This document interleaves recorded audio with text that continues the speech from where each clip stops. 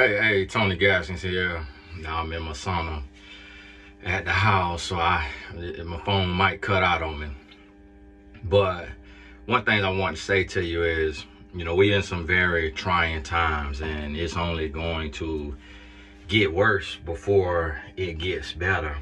And so you got to realize and understand that this is a season for diligence. Somebody put in the comments, they was like, oh, this is an obsession. And this probably was a fake account from one of the podcasters. And then somebody responded and made a good point. And he or she said, Paul, talking about the Apostle Paul, wrote a lot of letters and went to a lot of countries preaching the gospel. Was he obsessed? And and that was a great rebuttal. And to just shout out to the Blessed Tribe for just standing in the gap and being watchful and being mindful and being vigilant, because there will be spirits that try to silence what the message is about and try to detract from it, try to distract from it, and try to switch the attention. And the goal of those evil spirits is to take the focus off of the sin and try to label accountability as sin. And the thing about it is, it's not, for me, although I'm addressing a large audience and I'm addressing thousands of people, for me, it's not about just the influencers, the podcasters and the pastors and all of that who are doing what they're doing. For me, it's about the individual, because what you have to realize is the individuals that make up the body. So it's you in your life that make up the body. And you're even more valuable in the kingdom if we all have value, but you have added value if you have children. If you don't have children, don't feel bad or feel left out. But what I mean by that is, when you have children, even if it's adopted children, even if it's your nieces and your nephews that you treat like your own, you get to be not only a representation for your coworkers and for your audience, for your platform, for everyone who meets you, but you get to inspire the next generation. And you get to live a lifestyle that the next generation looks up to. And when the next generation looks up to your lifestyle, then they go on and they have children or adopt children or raise other people's children as their own and love other people's children as their own. And then they get to set an example. And so I want you to understand that we have a responsibility, whether you're single, married, children, no children, nieces, nephews, no nieces, no nephews. Y'all gotta forgive me watching the time. And it doesn't matter what it is, you have a responsibility. Y'all gotta forgive the echo in here. Of course, I'm in a box. I'm in my home gym, and I just went to work out with my trainer. And because I don't want to push myself as hard as my trainer will push me, so I go pay him and then come back to my gym to get in the sauna. And I want you to realize that this is about you. Like, there is a war for your spirit. There's a war for your eternity. There's a war for your calling, for your purpose, for your light. And so what the adversary wants you to be in masturbation, to open your spirit up to demonic portals.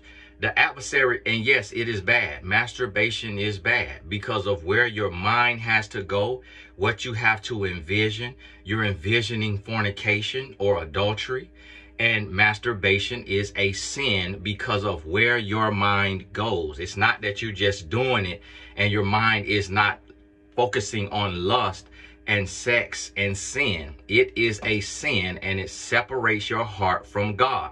Point blank, periods. Do not let people normalize masturbation and pornography and fornication and adultery.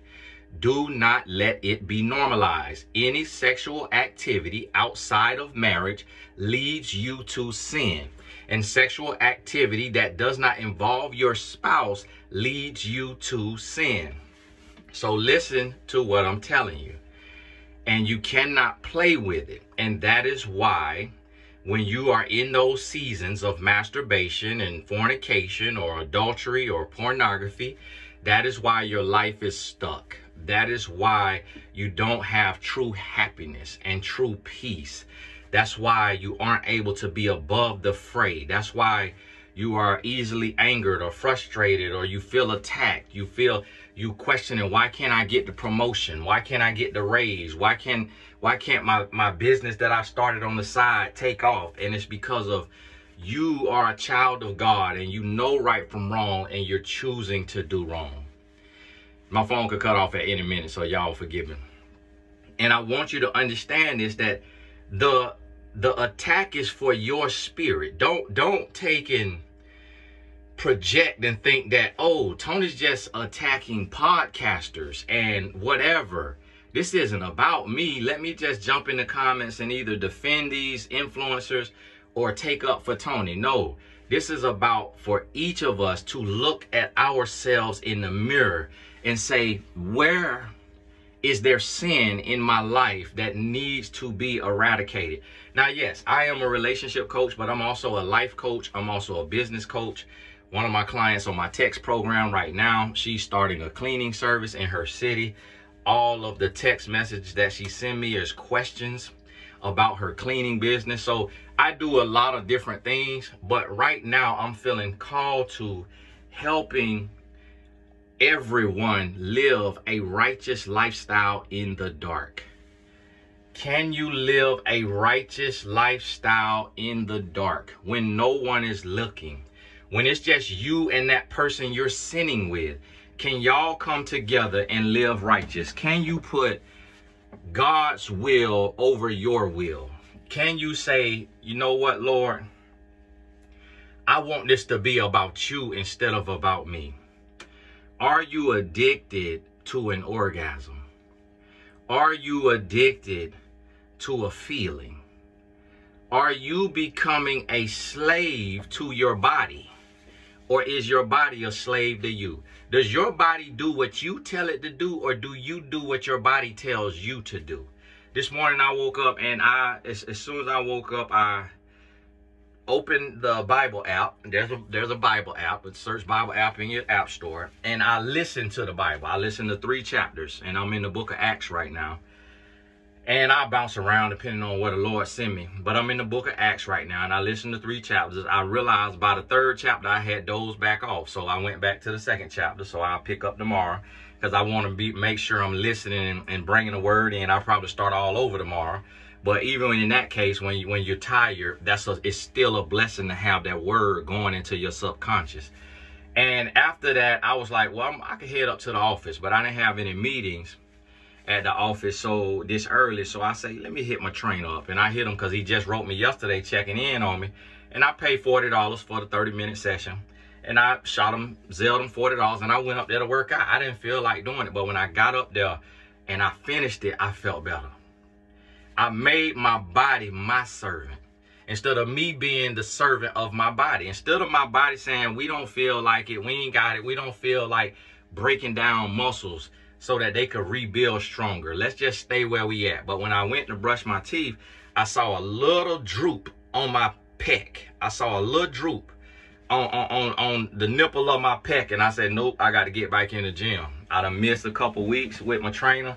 I done did push-ups and stuff, but I said, no, I got to get back in the gym because he lift a holistic lift.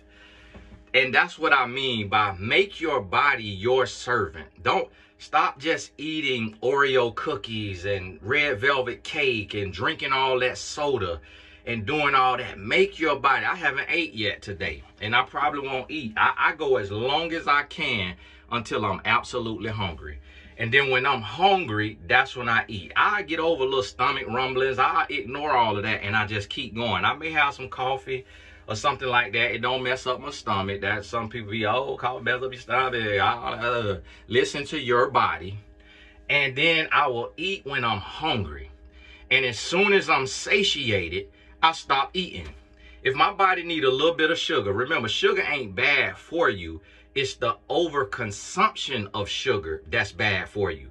If my body need a few grams of sugar, I'll have me some healthy gummies, some organic gummies, and they may have a little bit of sugar in there, and then I'll feel good, because you could have low sugar and be about to pass out. So don't get so caught up in what people talking about. And although we talking about the spiritual, and although we talking about righteous, listen, it does you no good to be out of masturbation and out of fornication if you abusing your body by what you eat and what you drink and how you sleep. And you're abusing your mind by what you listen to and what you watch. Anything that does not edify your spirit or feed your spirit, it should only be for research purposes, so that you understand and see what the devil is doing out here. But don't sit and partake in these podcasts that you know God is not in. I just seen a podcast, another podcast with two single fornicating hosts, and they interviewing a pastor. And so it comes to a point to where we have to ask and say, okay, are you, because you're not a Christian, but you're doing all Christian content. You say you're struggling with God, but you're doing all Christian content. So are you now playing on the body of Christ for views? Do you feel like because these individuals are Christian, and because a lot of Christians are religious nuts, religious fanatics, but don't really have a true heart for God, are you playing on these Christians for views because it is making you money? See, God wants us to be blessed. Like the Bible tells us that